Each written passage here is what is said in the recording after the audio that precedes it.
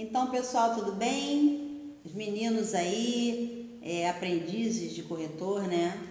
Eu tô fazendo esse vídeo para tentar ajudar vocês na questão de aprender como é que se faz atualmente, né, a venda de imóveis financiado por banco.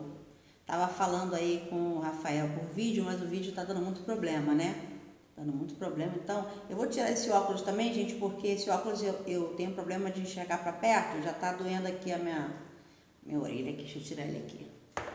Então, vamos lá, olha só. O processo de compra e venda de imóveis depende da liberação de dinheiro pelo banco. Então, tem uma criatura que quer comprar, né, que vai ser futuramente o seu cliente, né, e tem uma criatura que quer vender o imóvel. Então, atualmente, nós temos na prática construtoras grandes que estão vendendo imóveis, só que a maioria, as construtoras grandes, elas compram um terreno imenso e elas fazem vários apartamentos, elas fazem vários blocos, né? Normalmente são blocos com 5 andares e a maioria tem escada. Então, os mais baratos, no caso do imóvel com escada, são os apartamentos de cima, porque o cliente faz muito esforço para subir. Então, os apartamentos de cima são mais em conta, tá? E a minha intenção é iniciar vocês uma compra e venda de imóveis novos, tá? Imóveis novos que já estão prontos para morar e imóveis novos que estão sendo construídos, que a gente chama de na planta. As construtoras grandes, elas só conseguem entregar um imóvel delas depois que elas constroem todos os imóveis que estão sendo construídos naquele terrenaço que elas compraram. Aí elas conseguem entregar. Mas nada, as pessoas vão comprando. Qual é a diferença do imóvel pronto na planta em algumas situações? O cliente quer comprar um imóvel na planta, a prestação da caixa ele não vai pagar agora, porque ele não vai estar morando do imóvel, ele não vai estar usufruindo, né, desse imóvel. Então, ele só vai começar a pagar a prestação do empréstimo que ele pegou com o banco quando ele pegar as chaves. Quando ele pegou as chaves, começou a morar, aí ele vai começar a pagar a prestação da Caixa Econômica ou do banco que financiou. Mas há várias diferenças, né? Imóvel pronto para morar, você comprou, assinou a escritura, um mês depois você já tem que começar a pagar a prestação da Caixa Econômica. Imóveis, eu queria que vocês começassem a me fazer perguntas sobre imóveis, diferenças de imóveis prontos para morar e imóveis na planta, entendeu?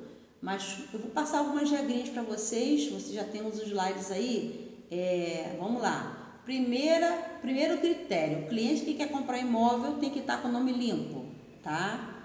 E se ele tiver com o nome limpo, beleza. Agora, vamos supor que ele esteja com o nome limpo, mas ele tenha tido no passado uma dívida com a Caixa Econômica, tá? E ele deixou passar muito tempo, ele não conseguiu pagar aquela dívida.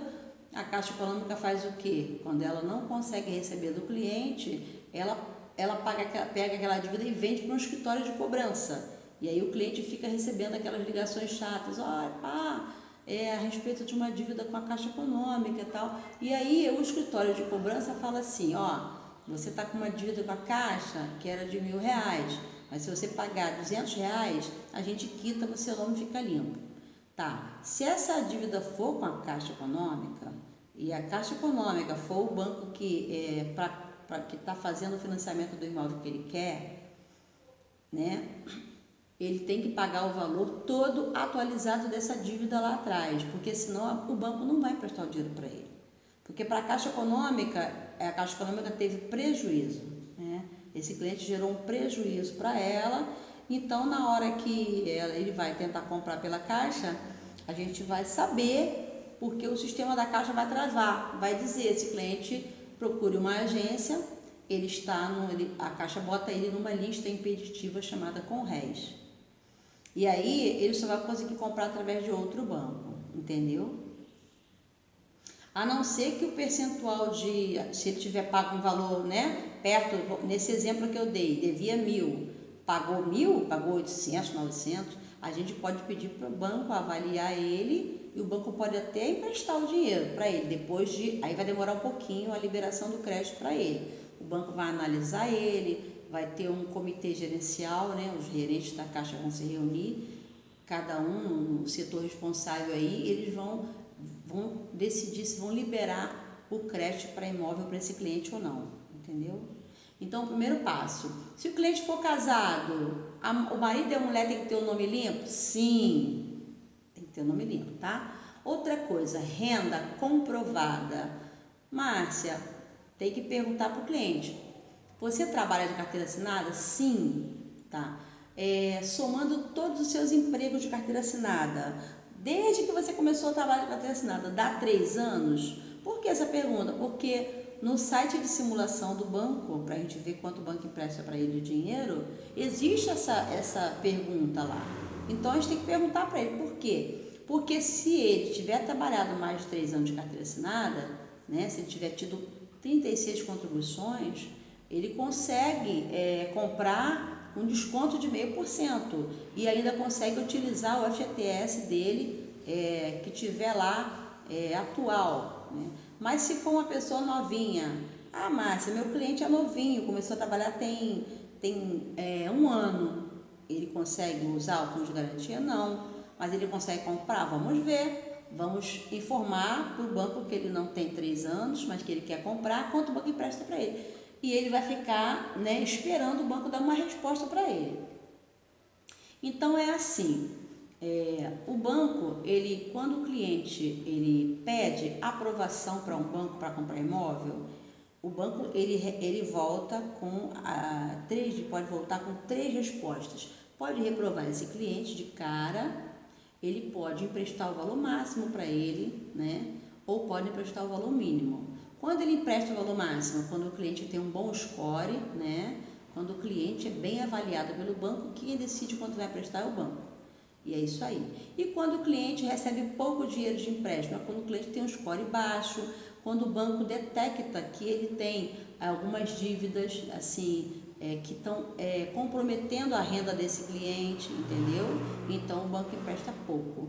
E às vezes acontece da gente fazer uma simulação, né, em que o banco lá, eu fiz um cálculo de que ele receberia X do banco, valor máximo, e na hora da aprovação isso não acontece, o banco empresta menos. Aí o cliente, né, a entrada que eu passei para ele, que seria ela aumenta em 10, 20 mil, né, o aumento é bem substancial.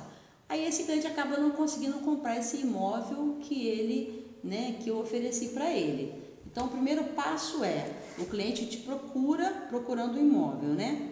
Eu queria um imóvel. Aí você pergunta alguns dados para ele. Eu fiz um questionário que eu gosto muito de utilizar para os clientes me passarem os dados deles, para eu poder fazer uma simulação para eles, né? A maneira como você vai abordar o cliente, ela é muito pessoal, ela é muito sua, mas das regras a gente não pode fugir. Então, a gente vai atender muito bem esse cliente, tá? Inicialmente, ele vai ter uma reserva de passar CPF, né? Inicialmente, para você ter que explicar para ele, ele não precisa passar o CPF para você, mas ele tem que te dizer se está tudo ok com o CPF dele. Se não tiver, vamos ver qual é a restrição, tentar ajudar ele. No momento ele pode não comprar, mas amanhã ele pode comprar, entendeu? Então, nunca despreze aquele cliente que fala que ele está com uma restrição, porque ele hoje está com uma restrição, amanhã ele pode regularizar e pode comprar de novo com você, né? Ser o mais simpático possível com o cliente, né? Se colocar no lugar do cliente, entender, explicar para ele, olha, há várias regras sobre compra de imóvel através do banco e eu vou te passar essas regras devagarinho para você poder entender. Mas o primeiro passo eu preciso que você me ajude respondendo esse questionário.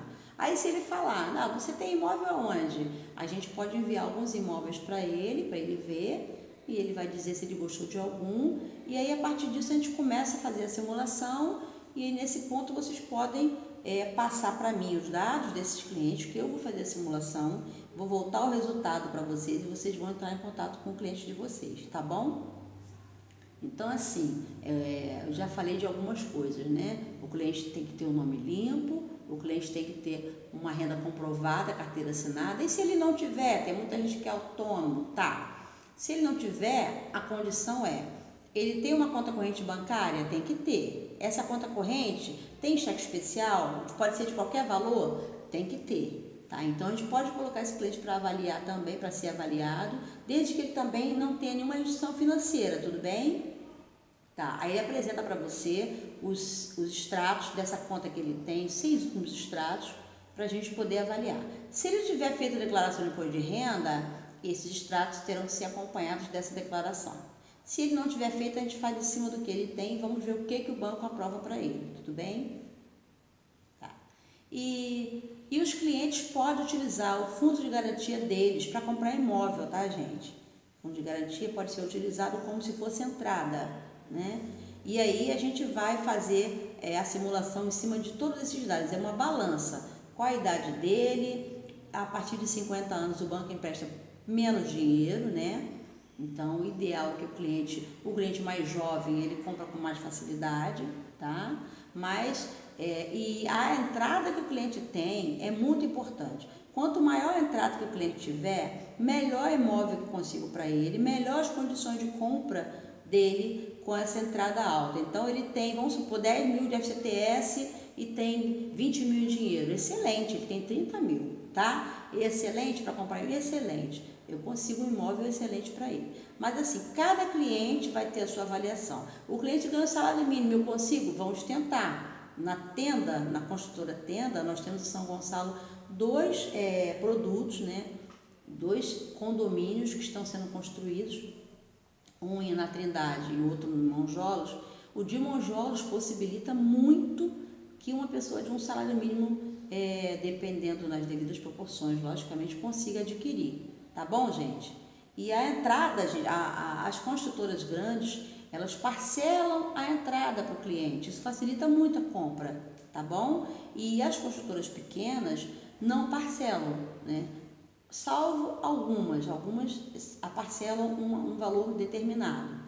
Então, mas depende muito do imóvel, tá bom? Então, assim, para começar esse primeiro vídeo aí, acho que deu para entender alguma coisa, né? E aí, vamos fazer só um passo a passo. O cliente entra em contato com você, quer imóvel, você oferece, mostra umas fotos, manda um questionáriozinho para ele manda a resposta, eu faço a simulação, você responde, diz quanto vai ser, e se ele, se ele concordar, não, gostei, dá para mim, quero ver, vai marcar uma visita, fala comigo, e a gente vai tentar ir junto nessa visita, tá bom? A gente vai junto na visita, aí a gente vai levar ele na imobiliária com a documentação dele, para ele poder o quê? Tentar ser aprovado pelo banco para conseguir comprar esse imóvel, tudo bem?